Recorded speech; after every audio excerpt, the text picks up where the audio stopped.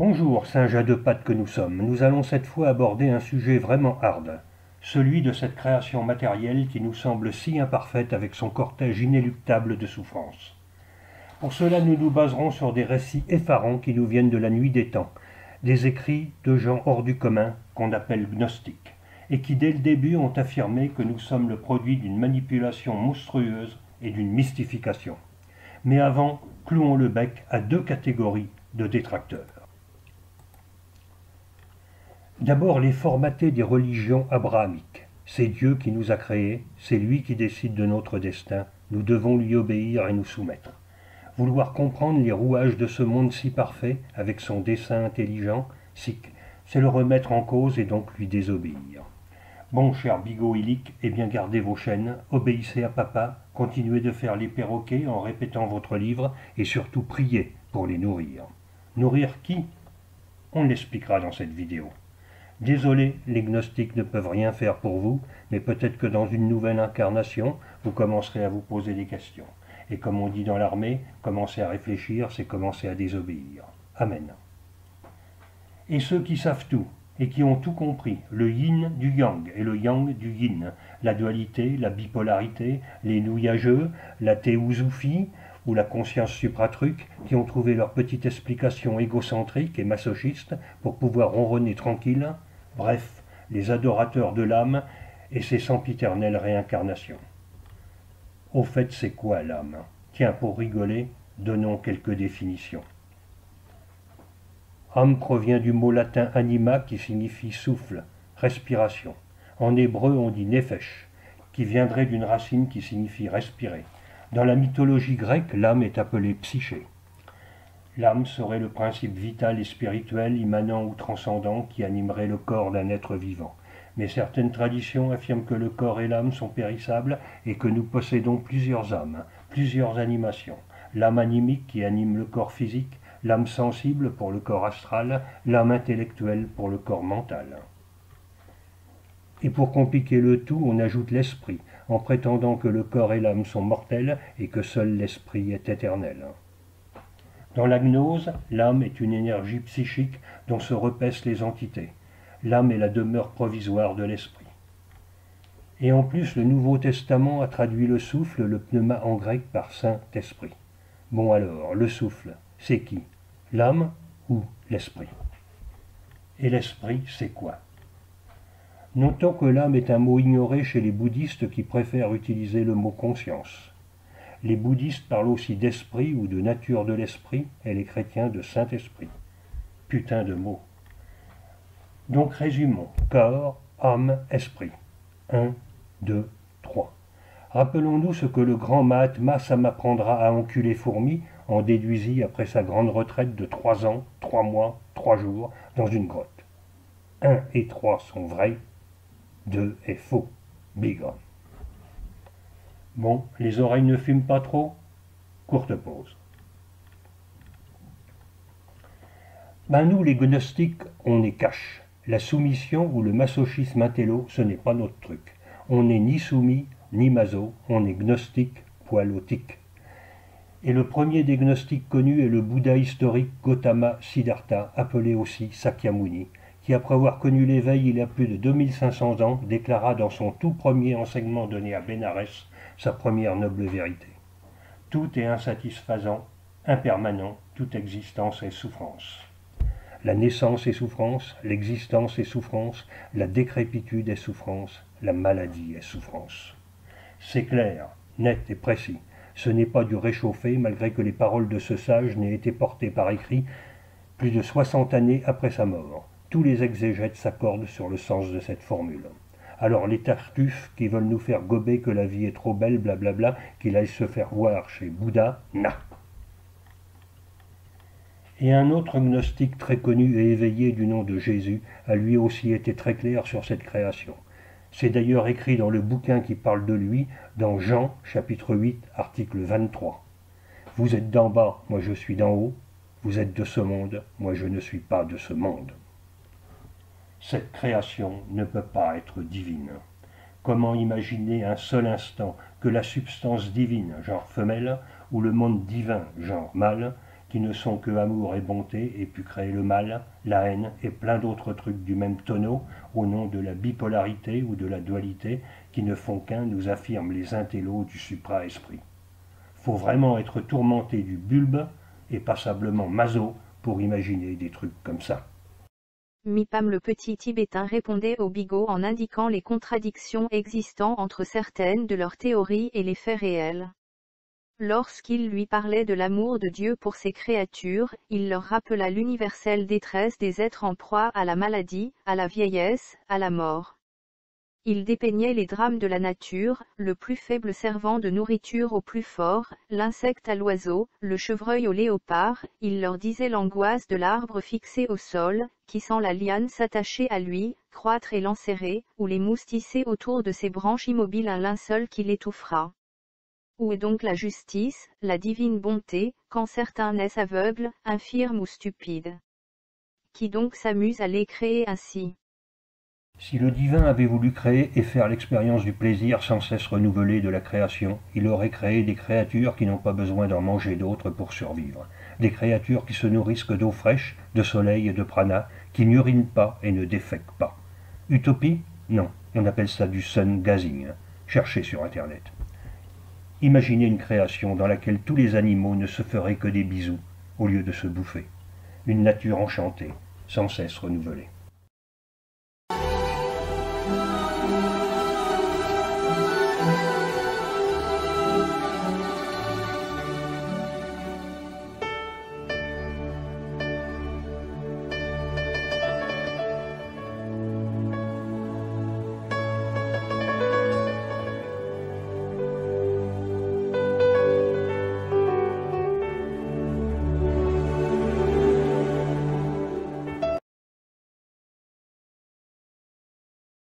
Que s'est-il donc passé?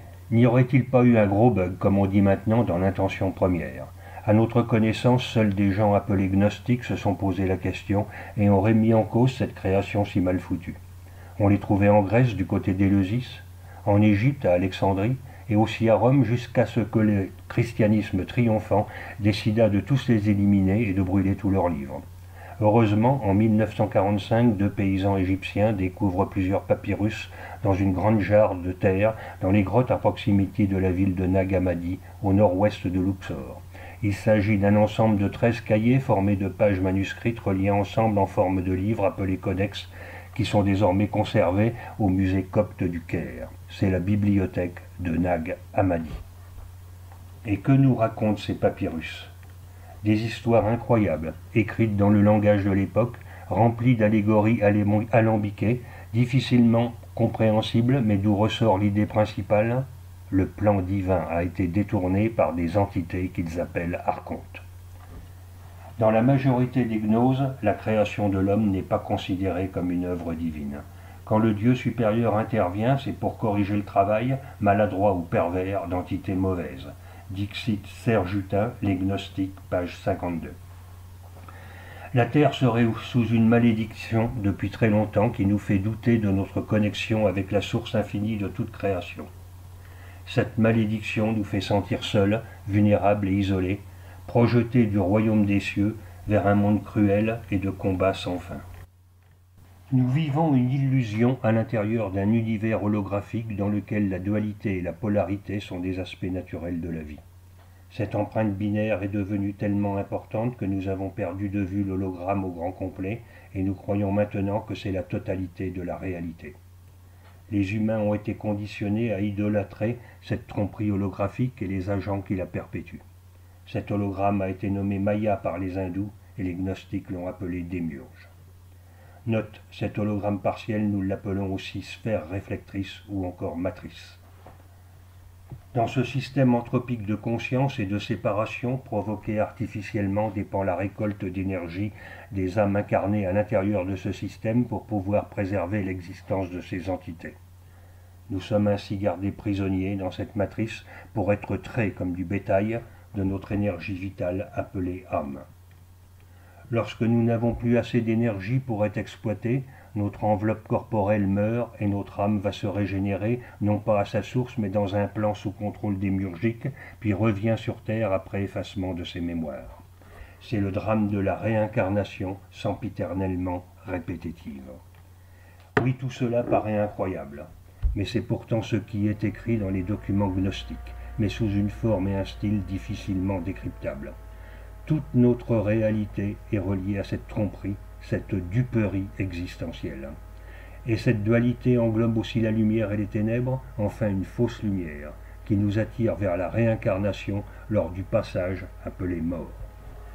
Et oui, ces vampires ont pensé à tout, le bien et le mal, l'ombre et la lumière, cerveau droit, cerveau gauche, etc. Un piège diabolique dans lequel tombent comme des fruits mûrs les channelisés dits médiums. Nous avons déjà parlé dans une vidéo précédente de cette matrice et des entités de la sphère réflectrice. Nous profitons de l'occasion pour souligner que ces entités créées par nos cerveaux et nos pensées ne vivent pas exclusivement dans l'astral, pour posséder les personnes hypersensibles appelées médiums, mais qu'elles utilisent aussi des humains bien vivants pour pomper par leur intermédiaire votre énergie psychique. Prenez garde à ces personnes qui s'autoproclament coachs de vie, éveilleurs spirituels, énergéticiens holistiques, clairvoyants, spécialistes de la pleine conscience et autres qualificatifs pompeux. Ce sont des vampires mentaux, experts en manipulation.